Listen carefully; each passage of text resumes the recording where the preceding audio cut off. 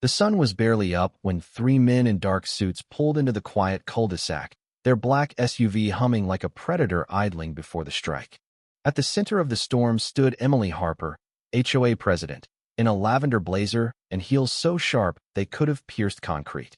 She clutched a clipboard like a shield as one agent, his voice low and deliberate, asked, "Ma'am, did you or did you not use spray paint to cover the federal asset tag on a U.S. Navy vessel?" Her lips parted, but no words came. The color drained from her face faster than it had bled onto the boat's hull 2 days earlier. A neighbor's sprinkler hissed to life down the street, oblivious to the tension now crackling through the neighborhood like a live wire. 2 days before, Tom Carver had backed his pickup into his new driveway with a grin, towing behind him a 42-foot Mark 6 patrol boat, sleek, gray, and built like a fortress. To Tom, a retired Navy SEAL, it wasn't just a boat. It was a piece of his soul, a relic of his service, and a teaching tool for the cadet Marine program he'd been entrusted with by the Navy. Technically, the vessel still belonged to Uncle Sam, but Tom had custodianship, a hard-earned privilege. He'd barely unpacked his boxes when a neon green sticker slapped onto his truck's windshield declared his pride and joy trash or abandoned, demanding its removal within 48 hours. He chuckled at first, thinking it was a prank. Then he read the fine print and felt the universe sizing him up. Emily Harper introduced herself the next morning, striding up his driveway with the confidence of someone who'd never heard the word no.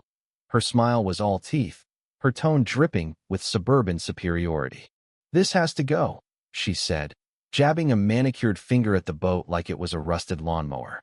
Tom kept his cool, explaining it was a federal asset under a Navy lease. Emily's eyes narrowed. "It violates subsection 4B of our property appearance clause," she snapped, rattling off a rule about non-functioning, non-commercial watercraft in front-facing visibility zones. Tom blinked. "That's barely English." She didn't flinch. 48 hours, or we tow." Tom raised an eyebrow. "Tow a Navy vessel?" Her smile tightened. "We've towed worse." Tom didn't waste time. He called his lawyer, who laughed, then his old contact, Commander Sarah Whitaker, a Pentagon liaison who navigated bureaucracy like a shark through water. Within hours, a warning memo landed in the HOA's inbox. 18 hours later, it was ignored. On day 3, Tom returned from a grocery run to find his boat's serial tag smeared with white paint, the hull splotched with mismatched gray. Emily stood nearby, arms crossed, smirking like she'd just won a war. "Now it's not federal property," she chirped. "Now it's a compliance issue." That's when the suits arrived. They didn't shout or flash badges they didn't need to. Their sunglasses, clipped radios, and the way one scribbled every word Emily uttered turned the neighborhood barbecue into a courtroom. Emily's voice cracked when they asked about the paint a second time. The neighborhood group chat exploded. "What's happening at Emily's? Did Tom call the feds?" A blurry photo of an agent captioned "Boat Justice" went viral. Inside his kitchen, Tom sipped black coffee, calm as a man who'd faced worse than HOA tyrants. This wasn't just about his boat. It was about every veteran who came home to find their service dismissed by clipboard-wielding bureaucrats. Still, he couldn't deny the quiet satisfaction of watching Emily squirm. The agents laid out the stakes. The boat was federal property under military jurisdiction, and defacing it carried penalties that made Emily's HOA budget look like pocket change. By sunset, news vans idled at the neighborhood gate. A kid on a bike shouted, "Is the HOA lady going to jail?" Tom watched from his porch, amused but steady. He didn't need to yell or threaten. He had paperwork, protocol, and the Navy's chain of command on his side. Emily's empire began to crumble at the HOA's emergency meeting the next day. The clubhouse, usually a stage for petty debates over lawn ornaments, was now a pressure cooker. Emily stood in her signature lavender suit, but her usual swagger faltered as she faced a projected federal violation notice screaming, "Defacing a federal asset. Penalty up to $250,000 and/or imprisonment." Her voice wobbled as she insisted it was a misunderstanding, that the boat was an eyesore, a violation of community standards. "It's a Navy vessel," muttered Karen, the treasurer, scrolling on her phone. "You scrubbed a federal ID tag with acetone, Emily. That's not a fine, that's a felony." Emily snapped, "We didn't know. Greg, The secretary flipped through a file. Tom sent you the documents. You ignored them. Emily scoffed. A crumpled paper with a seal? Anyone could fake that. Greg shook his head. It came from a.mil address. I checked the metadata. Congrats, you've turned a boat into a scandal. Outside, reporters hovered like vultures. A local news intern tried sneaking in, posing as a yoga instructor offering HOA stress relief. Back at Tom's, the boat gleamed, freshly detailed by a neighbor with too much time. A sign now stood in front. Not trash. Federal equipment. Do not decorate. Tom's Navy buddies called, laughing so hard one had to hang up mid-call. Whitaker informed him the agents weren't local cops, they were NCIS. Emily had brought a paint can to a missile fight. Tom wasn't out for blood, but he was out for a lesson. When neighbors asked what the HOA had stumbled into, he explained federal asset laws and the consequences of tampering with military property, offering printouts with a grin. By noon, whispers spread that Emily faced real charges, not just fines, but federal prosecution. Inside the clubhouse, the board turned on her. Karen drafted a motion to suspend her, citing bylaws about legal liability. Greg dug into the budget, uncovering a $4,000 hydration infrastructure charge Emily's personal hot tub. You can't remove me. Emily protested. Karen handed her the bylaws. Clause 9, Section C. 2/3 vote, and you're out. Greg added. Tom hasn't said a word at a meeting. You did this to yourself.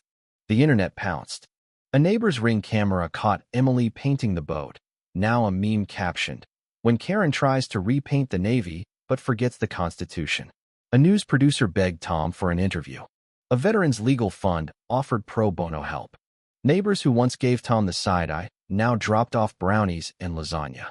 One woman, whose nephew was in the Coast Guard, winked and said, "Need anything? Except, body disposal." Tom laughed. He liked this neighborhood better when it feared him. Emily tried to salvage her image on a local morning show, wearing a navy blazer that screamed irony.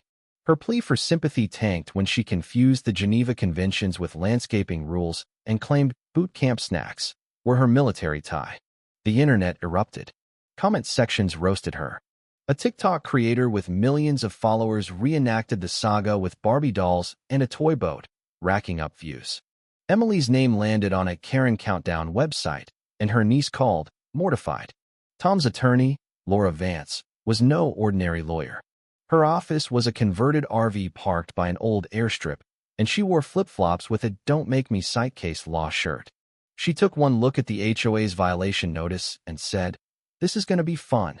Laura filed a civil claim against the HOA for tampering, reputational harm, and emotional distress, then dug into their finances, uncovering $900 in spa receipts and a $700 wine tasting billed as community morale. At mediation, the HOA's lawyer, Barry, looked like he'd rather be anywhere else. Laura opened with, "Let's discuss how your client violated the Constitution with a Home Depot paint can." Barry offered cookies and cleared his throat repeatedly. Emily refused to apologize, claiming the boat looked abandoned and her biodegradable sticker was environmentally patriotic. Laura countered with photos, affidavits, and a Navy letter of interest, hinting at federal intervention. Barry's face paled. The case went viral. A headline screamed, "HOA sinks veterans' boat rights." Possibly the worst pun Tom had ever seen. Veterans groups rallied online. A retired admiral tweeted support. Neighbors held garage meetings to oust Emily permanently. Tom declined to speak, wanting reform, not revenge. Laura subpoenaed HOA records, deposed board members, and froze discretionary spending. Half the board resigned. Greg flipped, testifying that Emily ignored forewarnings and overruled legal consultation. He also dropped a bombshell. Emily's Department of Defense experience was 2 months temping at a Naval Museum gift shop, her badge a glitter pen lanyard. Laura grinned at Tom. "We're burying her in footnotes." The HOA offered Tom an apology, restitution, and a plaque. He refused, demanding mandatory training on federal laws and veterans' rights instead. As the trial loomed, news vans circled. Emily's social media vanished, her newsletters stopped, and someone hacked the HOA email to sign off with "Respect the boat." Tom prepared like he was heading into battle, reviewing documents with the same calm he'd carried on deployments. The boat, restored, gleamed under his porch light, its tag a faint glow in the dark. It had carried men through storms, trained cadets, and survived seasonally to nearly fall to a woman with a grudge and a spray can. The courtroom smelled of polish and bravado. Emily sat in a gray suit, trying for humility but looking like a nervous substitute teacher. Tom was steady, flanked by Laura, whose combat boots and navy blazer screamed she meant business. She opened simply, "We're here because MS." Harper ignored federal law, defaced government property, and hid behind HOA nonsense, disrespecting every American who's served. Judge Henry Cole, a former Marine, cut through theatrics with a glare. "Facts, not drama," he said. Laura's evidence was brutal. A doorbell cam photo of Emily painting, the defaced tag, a Navy complaint signed by an admiral. Emily's lawyer argued she didn't know the boat's status, but Laura played a voicemail where Emily sneered, "If he plays the Navy card, I'll make it disappear." The judge raised an eyebrow. Greg testified about Emily's boardroom tyranny, Karen about her hot tub scam. But Petty Officer Lisa Grant, a cadet trainer, stole the show. In uniform, she described the boat's role in teaching discipline and safety. "When you painted that tag," she told Emily, "you erased something that mattered to countless kids." The room went silent. Emily's defense unraveled. She claimed the boat was abandoned, then accused Tom of forging documents, then fell back on procedure. Her lawyer tried calling it a safety issue, prompting Judge Cole to snap. "Spray painting a military vessel is your idea of safety?" On the stand, Emily rambled about neighborhood values until Laura pinned her with a social media post bragging about keeping riffraff in check. "Was Mr. Carver riffraff?" Laura asked. Emily stammered, "I don't recall." Laura smirked. "The internet does." In closing, Laura didn't beg for sympathy, just accountability. "This is about a line crossed with arrogance and no remorse. Ensure it can't happen again." The defense mumbled about misunderstandings, but no one bought it. Judge Cole ruled swiftly. Emily and the HOA were liable for defacement, negligence, and misrepresentation. He ordered restitution, personal fines for Emily, a bylaw overhaul, and referred her for criminal review. MS. Harper, he added, "next time, don't paint anything tied to national defense." Emily slumped, stunned. Outside, a crowd waited. Reporters shouted, neighbors shook Tom's hand, and a brass band played Anchors Away. Laura chuckled. "You made history with spray paint and stupidity." Tom nodded. "Feels like justice." That night, a blue ribbon appeared on the boat's railing with a note, "Thank you for standing your ground." Tom tucked it away and went inside. He didn't need headlines or plaques. His boat stood untouched, his name cleared, and the neighborhood changed. The next time someone tried to bully with a rulebook, they'd think twice before crossing the wrong sailor.